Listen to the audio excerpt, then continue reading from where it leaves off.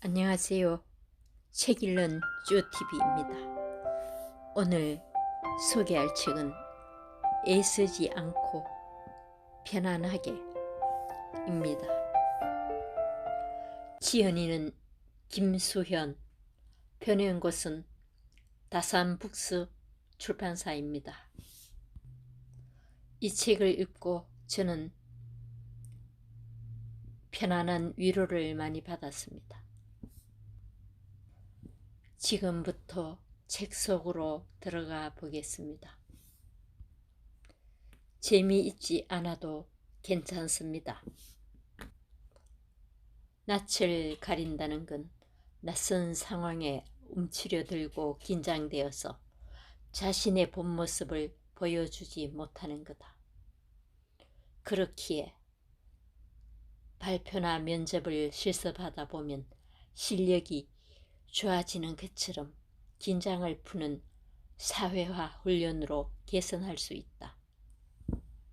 하지만 원래 조용하고 차분한 사람이 억지로 밝은 척하면 다른 모습으로 자신을 위장하는 일이라 나도 상대도 불편해진다.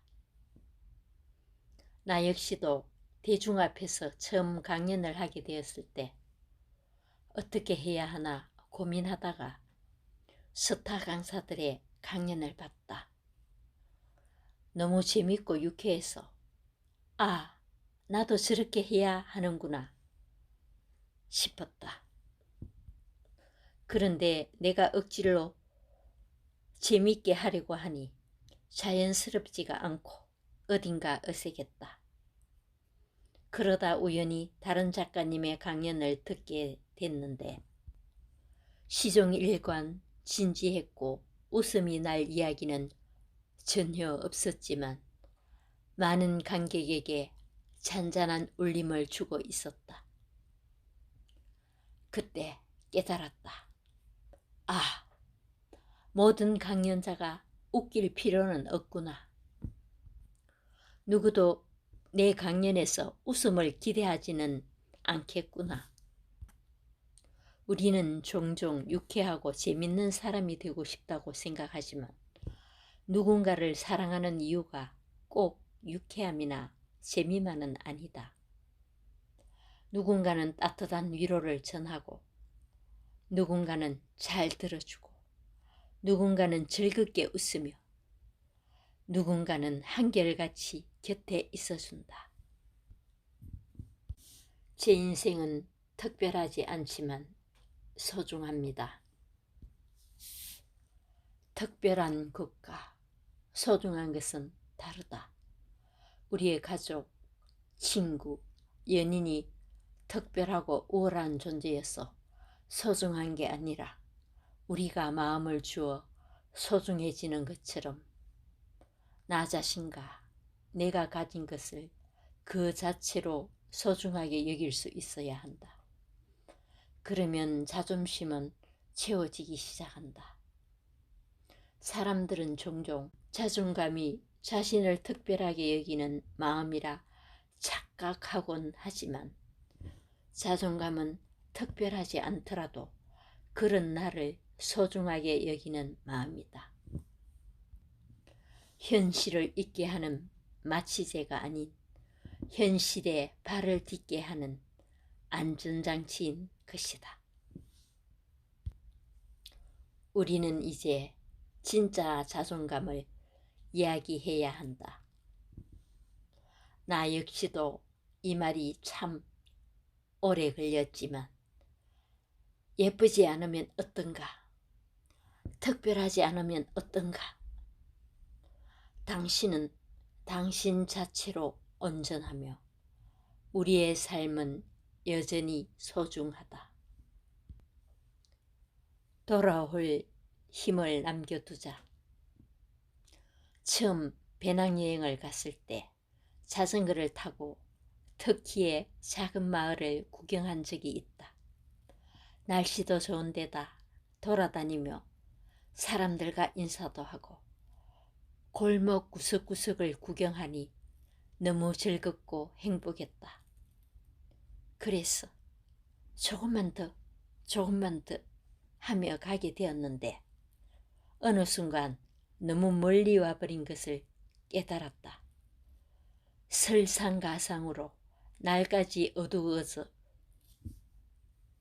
한참 길을 헤매다 7시간 만에 숙소로 돌아왔다. 그때 터들터들 자전거를 끌고 길을 오르는데 낮에 즐거웠던 기억은 전부 사라지고 머릿속에 힘들다는 생각밖에 들지 않았다. 게다가 엉덩이가 아팠어 3일을 고생했다. 그 뒤로 내가 세운 여행의 철칙은 지금 당장 너무 즐겁고 조금 더 갈 수 있어도 돌아올 시간과 힘을 남겨두는 것이다. 지치기 전에 돌아올 수 있어야 좋았던 순간을 망치지 않는다.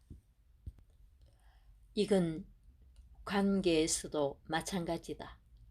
잠깐 만날 사람이라면 전력을 다해도 문제가 없지만 장기적인 관계에선 페이스 조절이 필요하다.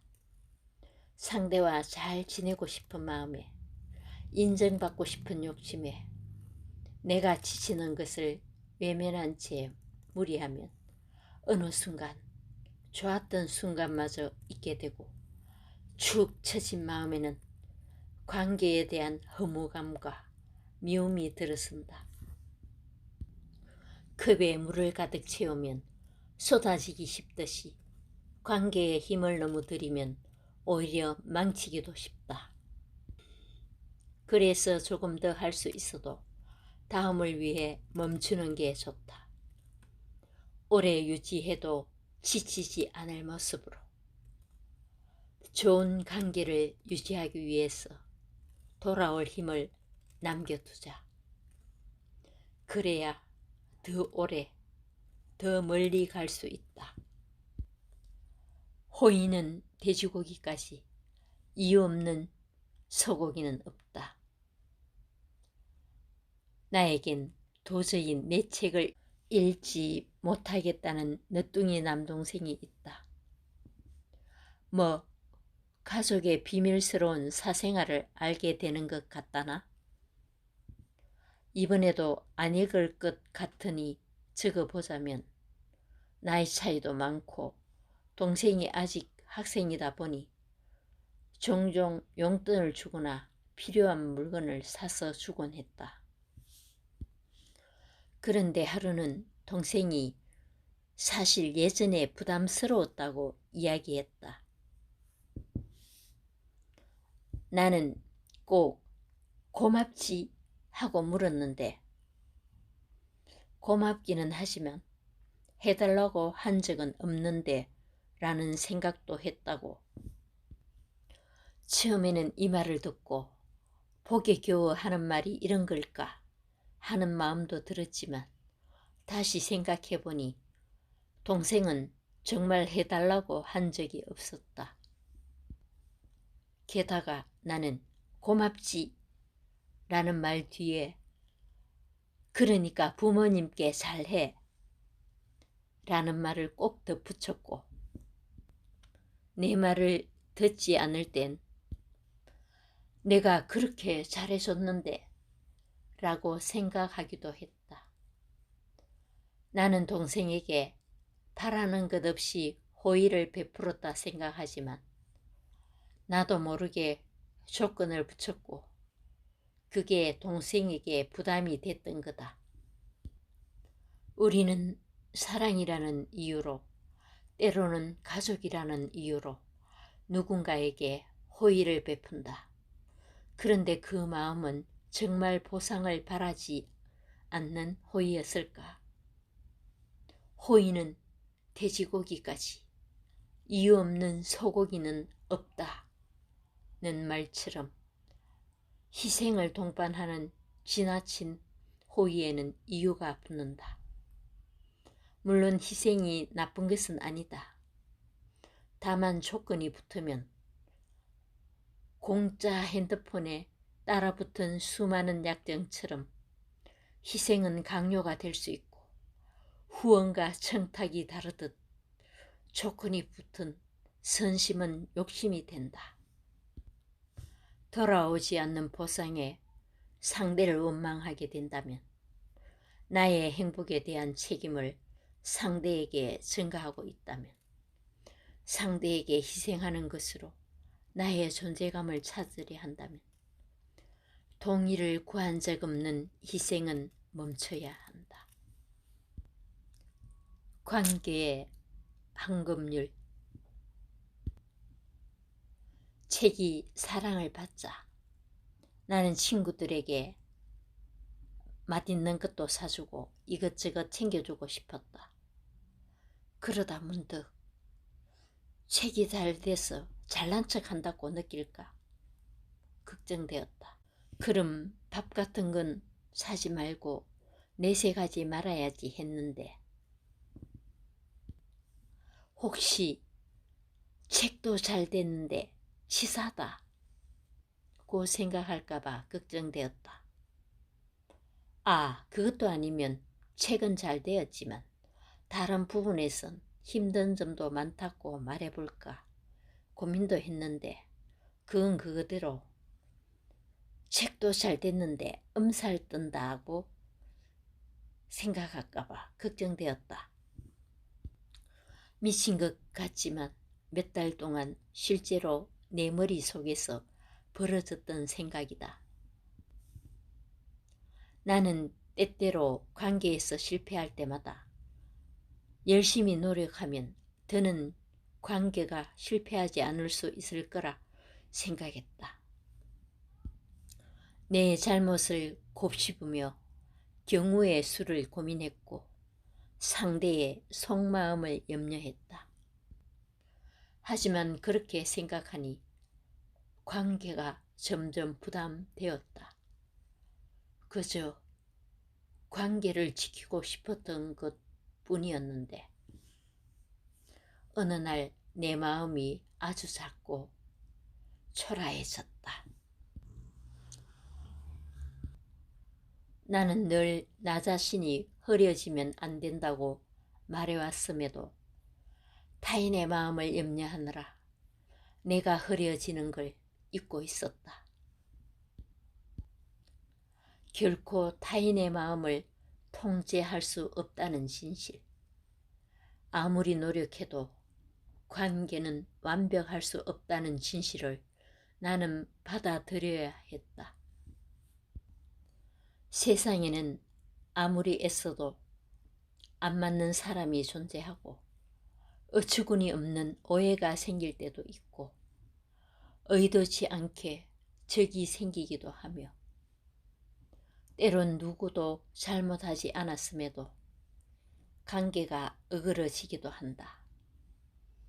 인간관계에 완벽한 답은 없고 답이 없는 문제에 답을 찾으려 하면 마음만 병들 뿐이다.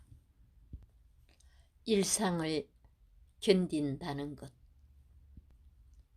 대학 시절 친구 자취방에 놀러 갔다가 화장실에 물때를 보고 어떻게 집 화장실에 물때가 있지 하며 놀란 적이 있다. 그때 놀란 이유는 내가 화장실 청소를 너무 잘해서가 아니라 해본 적이 없어서였는데 언제나 물때가 생기기 전 엄마가 청소를 해뒀기에 가능한 일이었다. 나는 항상 깨끗하게 청소된 집에서 말끔히 세탁된 옷을 입었으며 밥솥엔 항상 밥이 있었다. 내게는 늘 당연했던 그 일상에는 엄마의 수고가 있었다는 것을 한참 지나서야 알았다. 일상을 유지하기 위한 노력은 늘 이런 식이라. 시간을 들여야 하는 지루하고도 고된 일이지만 겉으로는 큰 변화가 보이지 않기에 쉽게 간과된다. 하지만 그 노력을 중단하는 순간 물때가 생기고 더러운 옷이 쌓이고 바닥에 발을 디딜 곳이 사라진다. 아무도 하지 않으면 삶의 공간은 금세 엉망이 되어버리는 것이다. 산다는 것 역시 집안일을 하는 것 같아서 살아가기 위해 우리는 끊임없이 일상을 돌봐야 한다. 어떤 이는 피곤한 아침을 견디며 출근했고, 어떤 이는 고단한 하루를 버텨냈으며, 어떤 이는 가족을 돌봤고 아이에게 삶을 주었다. 만약 아무것도 해내지 못했다고 말한다면 그건 살아내는 걸 너무 우습게 여기는 것일지도 모른다. 살아간다는 건 파도 위에 서 있는 것처럼 넘어지지 않고 버티는 것만으로도 엄청난 노력과 힘이 필요하다. 대단한 무언가를 이루지 않았을지라도, 가만히 서 있는 것처럼 보일지라도 힘겨웠던 순간들과 버거웠던 감정들은 이미 온 힘을 다해 삶을 지켜낸 증거다. 그래서 나는 수고했다 는 그 평범한 인사가 그렇게 좋았다. 주저앉지 않기 위해 애써온 당신에게 내가 담을 수 있는 모든 무게를 담아 한 번쯤 꼭 이렇게 말해주고 싶었다. 지나온 모든 순간은 그대의 최선이자 성취다. 사느라고 너무나도 애썼다. 그리고 잘 버텼다. 정말 수고했다. 나답게 일상을 산다는 것이 어떤 것인지를 보여주는 좋은 책이었습니다.